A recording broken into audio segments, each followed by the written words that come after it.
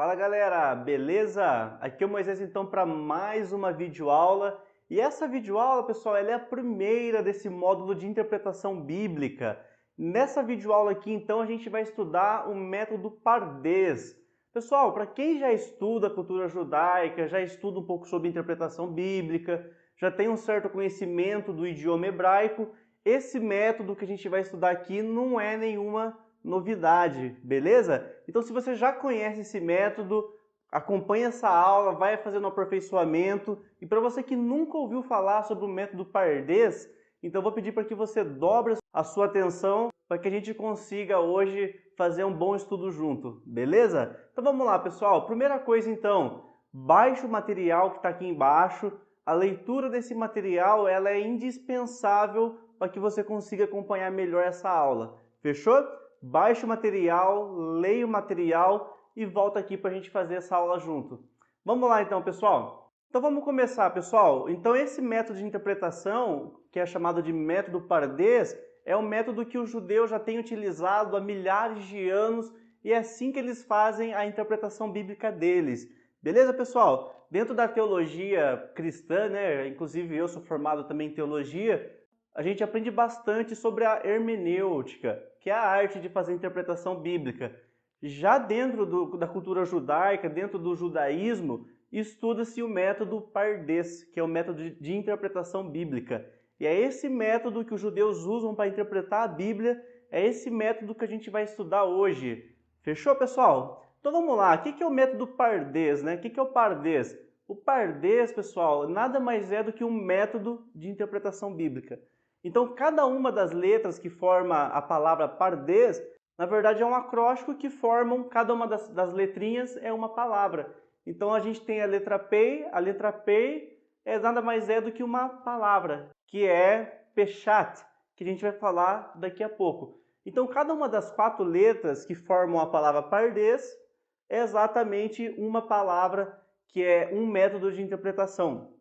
Então existem 4 métodos de interpretação. Beleza, pessoal? Então decore isso. 4 métodos de interpretação bíblica.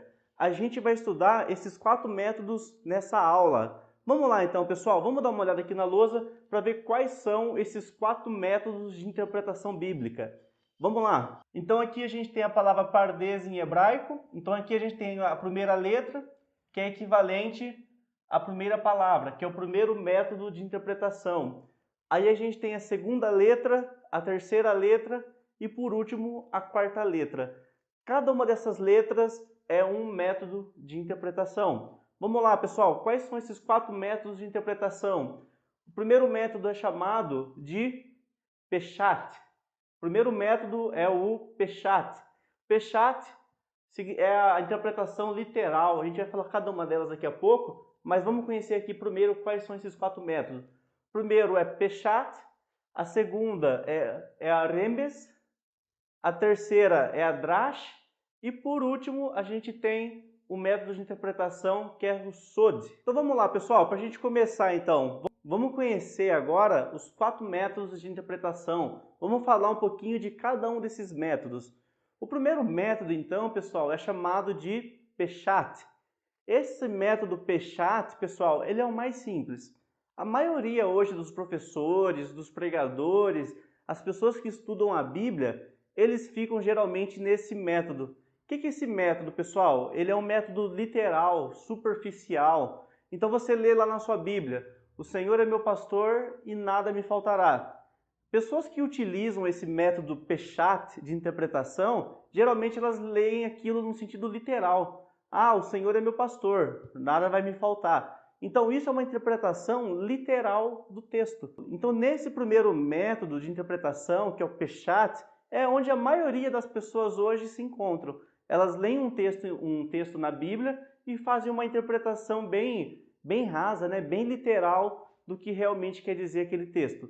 Então, o primeiro método de interpretar a Bíblia, utilizando o método Pardês, é o método Peshat, que é o modo literal. Pessoal, para a gente que está aqui estudando o hebraico, para a gente que busca entender um pouco melhor a Bíblia, a gente tem que sair um pouco desse método Peshat, que é o método literal. A maioria hoje dos pastores, dos pregadores, eles ficam exatamente no literal. A gente que vai estudar hoje esse método de interpretação, a gente vai entender que não adianta ficar só no literal para a gente conseguir extrair o melhor dos textos bíblicos. Então, o primeiro método, o método literal. Pessoal, vamos entrar agora no segundo método de interpretação bíblica, que é o método Remes. O que é esse método, pessoal? Nesse segundo método, a gente vai estudar figuras de linguagens, alegorias, comparações. Então, figuras de linguagem é muito importante que você saiba o que é. Um exemplo, a Bíblia está cheia de figuras de linguagem. Um exemplo de uma figura de linguagem, hipérbole. O que é uma hipérbole, pessoal? É um exagero. Quando você fala assim, eu estou morrendo de fome, você não está morrendo de fome, você está com bastante fome. Isso é uma hipérbole. A gente tem várias figuras de linguagem na Bíblia. Beleza, pessoal? Dê uma pesquisada sobre figura de linguagens e vocês vão entender que a Bíblia está recheada de figuras de linguagem. Então, já nesse segundo método de interpretação bíblica, que é o Remes, a gente vai estudar não o texto no sentido literal, como no primeiro, mas a gente vai entender, falar, será que é uma alegoria, que é também uma figura de linguagem? Será que é uma figura de linguagem? O que está acontecendo ali? Então, dentro desse método, a gente visa entender exatamente sobre isso. Vamos lá, pessoal. Um exemplo, igual eu já falei no primeiro exemplo, né? O Senhor é meu pastor e nada me faltará. Pessoal, o Senhor é meu pastor. Dentro desse método de interpretação, que é o segundo método, a gente vai pensar um pouco fora da caixa. O Senhor é meu pastor, mas em qual sentido? Será que ele é meu pastor no sentido físico, né? Igual tem nas igrejas, né? Ele é meu pastor? Será que ele é meu pastor, mas pastor espiritual? O que o texto realmente quer dizer? Então, dentro desse método de pensar, que é o método Remes, a gente vai questionar um pouco mais o texto para tentar entender se é uma figura de linguagem, se é uma coisa literal. Beleza, pessoal? Vamos agora entender o terceiro método de interpretação. Esse terceiro método, pessoal, é o mais utilizado. A maioria hoje dos pregadores, né, que conseguem fazer uma boa exegese bíblica. O próprio Jesus mesmo usava muito desse método. Então, esse método é o método mais utilizado para aqueles que estudam um pouco mais a Bíblia. Então, dentro desse método de interpretação, que é o Drash, onde a maioria hoje dos pregadores se encontram, é exatamente um método que tenta fazer associações. Então, esse método aqui ele é um pouquinho mais avançado do que o segundo. Sempre os graus vão aumentando. O primeiro grau é uma coisa mais simples, o segundo grau é uma coisinha mais complexa. Já o terceiro grau, que é esse que a gente está conversando, que é o Drash, ele é um pouquinho mais complexo ainda. O que a gente tenta fazer dentro dessa camada de interpretação do Drash? Fazer associações. Pessoal, o que são essas associações? A gente pega um texto, ou às vezes até dois textos, para explicar um terceiro texto. Então a gente tem um texto bíblico, só que esse texto bíblico, a gente já analisou o pé da letra, né, no primeiro método, viu que a gente não conseguiu extrair uma boa coisa dali, né, uma boa interpretação. Aí a gente foi para o segundo método, a gente analisou as figuras de linguagem e ainda assim não ficou tão claro. Aí o que a gente faz? Vai para o terceiro método, que é o Drash, onde a gente vai pegar outros textos para explicar esse texto. Então, às vezes, pessoal, dentro do método do Drash, a gente vai pegar dois textos para explicar um terceiro texto. Então, o método do Drash, que é esse método de interpretação, é esse que eu quero que você estude. É nesse método que a gente vai fazer as melhores interpretações bíblicas. Beleza, pessoal? Então, sempre o Drash vai ser por associação. A gente pega um texto para explicar um outro texto. Fechou? Daqui a pouquinho eu vou dar um exemplo de cada um desses métodos e vai ficar um pouco mais claro para a gente entender. Vamos lá, pessoal, para a gente finalizar, a gente tem então o quarto método de interpretação. Esse quarto método de interpretação é chamado de SOD. O que é o SOD, pessoal? É o segredo. Então, dentro desse método, a gente vai tentar entender exatamente a mensagem por trás do texto. A gente vai tentar estudar a mensagem oculta por trás de uma mensagem. Então, a gente vê uma mensagem bíblica e a gente vai tentar entender o que aquela mensagem realmente por trás, qual que é o segredo que aquela mensagem está nos revelando. Então, a gente pega, por exemplo, algumas passagens bíblicas, o Senhor é meu pastor e nada me faltará. Então a gente faz uma associação ali, né, no método 3, né, que é a Drache. A gente vai para o método 2, a gente tenta entender ainda um pouquinho se isso é uma figura de linguagem ou não. E agora já no método 4, a gente tenta entender qual que é a mensagem por trás, qual que é o segredo daquela mensagem, qual que é a motivação do salmista ter falado, o Senhor é meu pastor e nada me faltará. Qual que é a mensagem que ela quer nos trazer dentro dessa palavra, dentro dessa revelação bíblica? Então, exatamente esse é o método SOD, onde a gente lê a passagem e tenta entender qual que é o mistério por trás, qual que é o segredo por trás. Beleza, pessoal? Então esses são os 4 métodos de interpretação bíblica.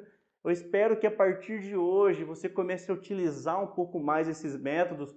Quando você pegar um texto bíblico, não leia apenas como a maioria das pessoas leem, dá uma lida lá superficialmente, mas tenta entender, utilizando esses métodos de interpretação, o que o texto realmente quer dizer.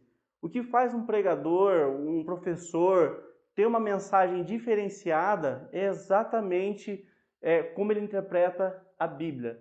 Então, seja uma pessoa que interprete a Bíblia utilizando esses métodos.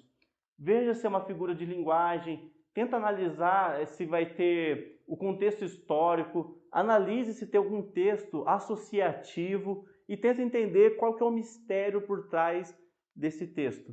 Beleza, pessoal? Então vamos agora que a gente já falou um pouquinho dos métodos de interpretação, vamos tentar entender, vamos tentar fazer alguns exemplos aqui de interpretação. Beleza? Tudo que eu falar está na apostila de vocês mais detalhado. Então vamos lá, pessoal. Eu vou dar 2 exemplos então de interpretação bíblica. Uma delas é até bastante discutida, é bastante falada dentro do meio evangélico, que é a cura daquele cego, lá de João, capítulo 9. Então leia João, capítulo 9, que vai ficar um pouco mais fácil a compreensão desse texto. Então a Bíblia fala que Jesus ele cuspiu na terra. Aí o que a Bíblia fala, pessoal? Eu já li esse texto, eu já fiquei com a cabeça bem pensativa quando eu li isso a primeira vez. Então ele vai lá, ele faz esse ato, depois a Bíblia fala que ele pega a terra, mistura com o cuspe dele ali, depois ele pega isso e ele passa no olho daquele cego. E o cego, então, a partir daquele momento, começa a enxergar. Pessoal, vamos lá. O que acontecia, né, pessoal? Eu já vi bastante pessoas falando dessa passagem bíblica, por que ele cuspiu na terra, por que ele passou no olho do homem. O que quer dizer isso, pessoal? Qual que é a mensagem por trás disso? O que motivou Jesus a cuspir no chão, pegar e misturar com a terra e passar no olho daquele cego? Então, isso que a gente tem que entender. Qual que foi a motivação dele ter feito isso? E o que realmente aquele ato significava? Algumas pessoas que eu já vi falam que aquele ato foi dele passar o DNA, né, pessoal? É uma interpretação até bem errada. Ele passou o DNA dele, né, através do cuspe, ele passou a DNA para aquele homem, então aquele homem passou a ter o DNA de Deus. Pessoal, não tem associação bíblica nenhuma isso que o pessoal fala. Então vamos lá, pessoal. O que quer dizer exatamente esse ato? Para a gente entender um pouco melhor por que ele motivou ele a fazer isso, a gente tem que entender a cultura na época. A gente tem que fazer associações com outros textos. Pessoal, qual que era a cultura na época? O que acontecia exatamente nos tempos de Jesus?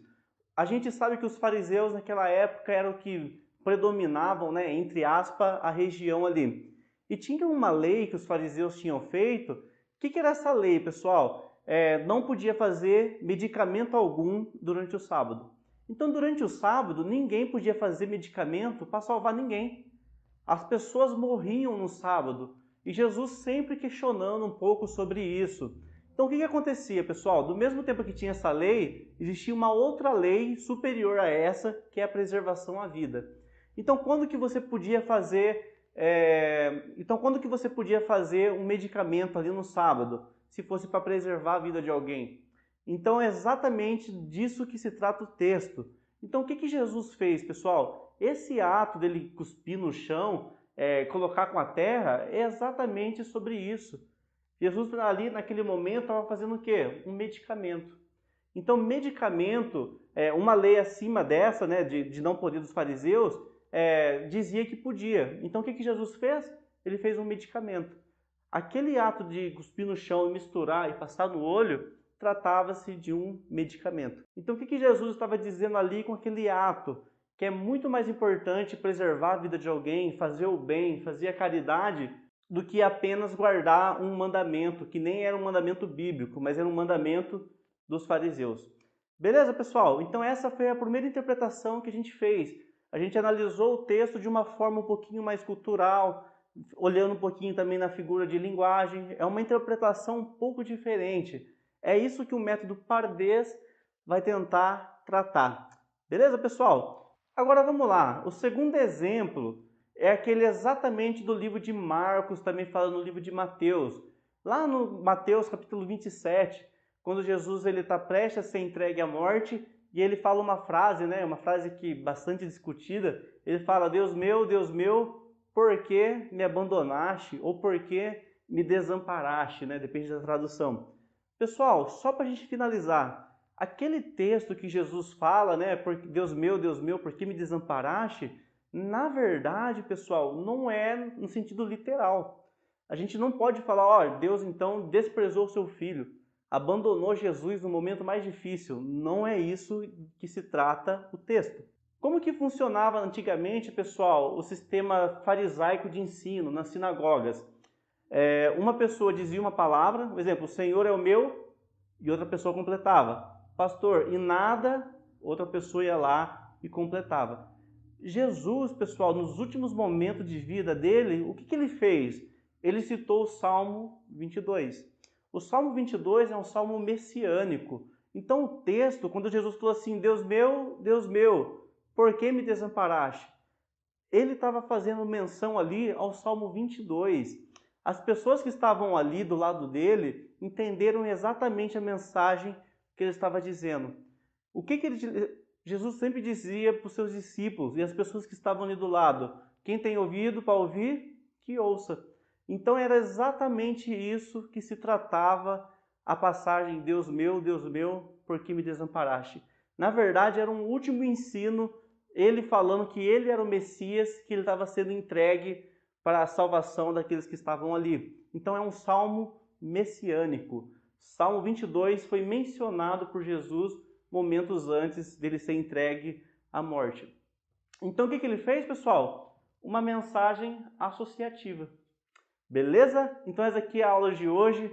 E antes de eu finalizar aqui, pessoal, vou pedir um favor para você.